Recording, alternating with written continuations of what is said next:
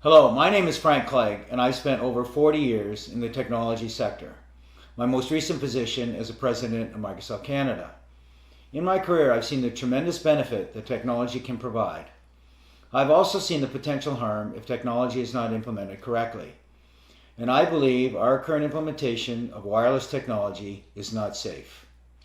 That's why I co-founded Canadians for Safe Technology and why I joined the business advisory group of the Environmental Health Trust. I am especially concerned about our current implementation of 5G wireless technology. And the more research I do and the more experts I talk to, the more concerned I become. Now, there's no doubt that there are benefits such as autonomous vehicle and faster download speeds. At the same time, I think there is potential harm. I think it's important that we understand that 5G is not just an incremental number on our cell phones. In fact, over 230 scientists and researchers from 41 countries around the world have formally written to the United Nations, their member nations, and the World Health Organization expressing their concern over the planned rollout of 5G technology, especially for vulnerable populations such as children, pregnant women, and the environmentally sensitive. They have been joined by state legislatures and federal regulators who have asked the FCC to provide evidence that there is no harm from the rollout of 5G technology. There is no doubt that the engineers and businesses and companies that roll out technology are well-meaning. However, their focus is on being first to market and getting new products into the market as efficiently and quickly as they can. I am not aware of any research or studies by my industry or related industry that deal at all with the health or safety effects of wireless technology. Here are some important facts about 5G. 5G technology has not been tested. I am not aware of a single study that shows that 5G technology is safe. 5G, as in all other wireless technology, gives off radio frequency radiation, which is absorbed in the human body and accumulates in the human body. One segment of 5G technology are millimeter waves. Millimeter waves are used by the US and Israeli government in their active denial systems, which are used for crowd control. And what they do is they provide a very painful reaction in the skin organs of the body.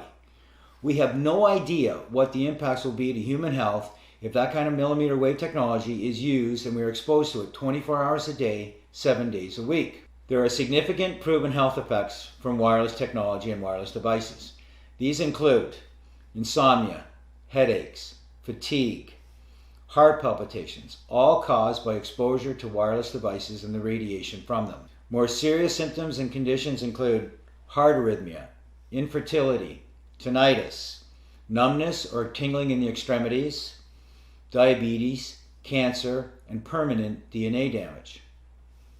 Mental health is also impacted, with increased anxiety, depression, rises in ADHD and autism, mood swings, and emotional instability. In fact, all of these health factors and conditions have risen exponentially over the last 30 years, and hundreds of studies that show proof of biological harm from wireless devices. Most recently, in 2018, the National Institute of Health's National Toxicology Program released the findings of a 14-year, $25 million study that showed clear evidence of harm in terms of cancer and permanent DNA damage. This study, several months later, was verified by the prestigious Ramazzini Institute out of Italy, which found the same results. Now you may ask how a product that has this potential harm could ever be released to the market and to the public for public use. Well, the way the process works is the FCC regulates all wireless devices and products associated with them.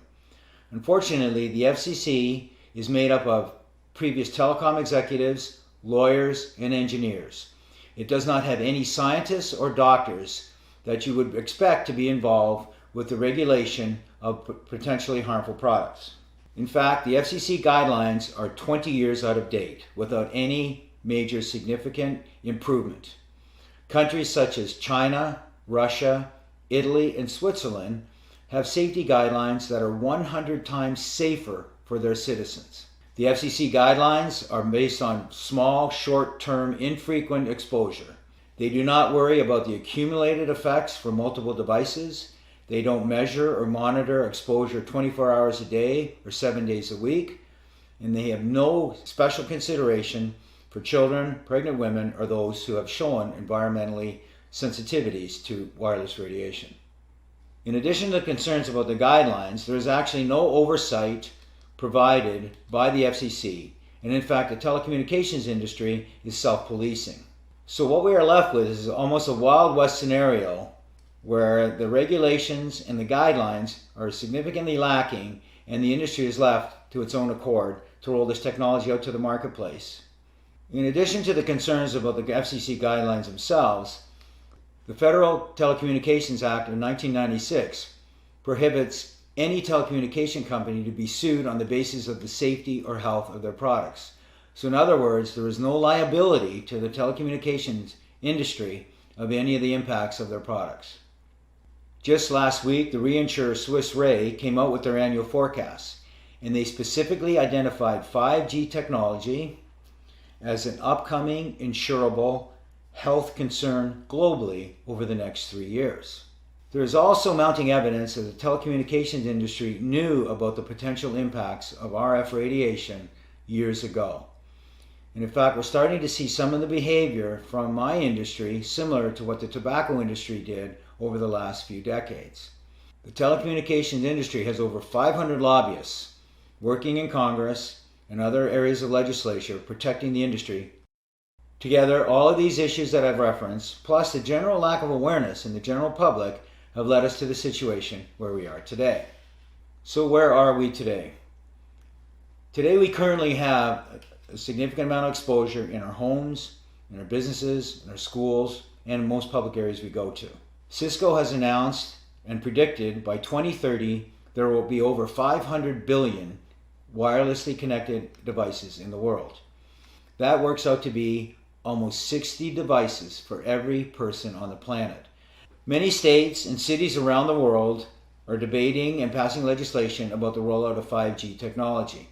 And in fact, what we're seeing in the US is at the federal and the state level, they're fast-tracking some of this legislation to support the rollout of 5G infrastructure. Unfortunately, this legislation seems to be taking away all individual rights and the rights of local towns and counties and cities and passing more power to the telecommunication companies. We believe this is a historic and precedent-setting power shift from the individual and state and local level over to an industry.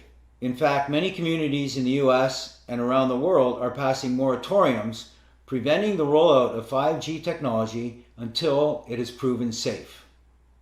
5G will impact you personally.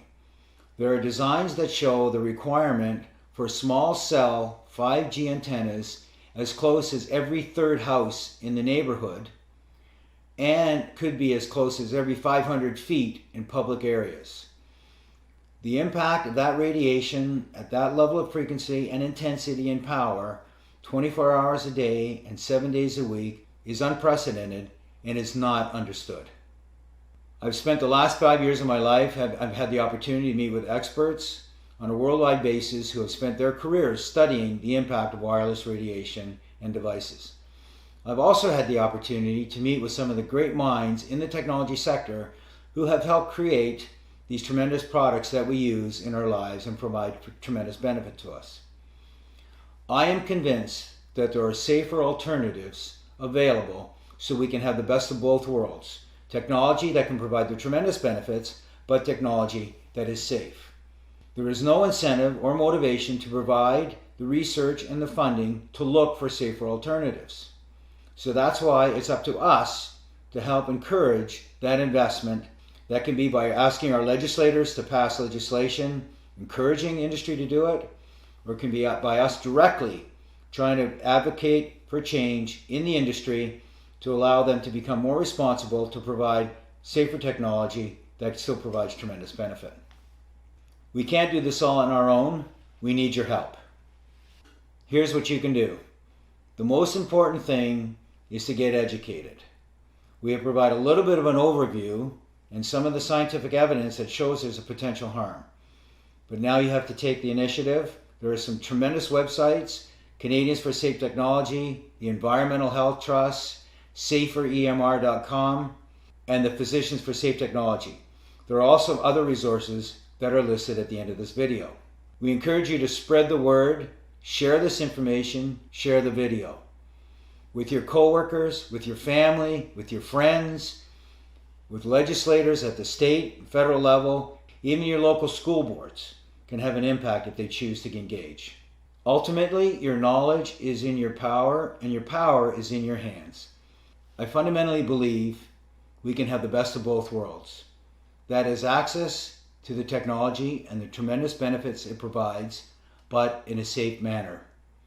We are advocates for safe technology, not no technology. I thank you for your time.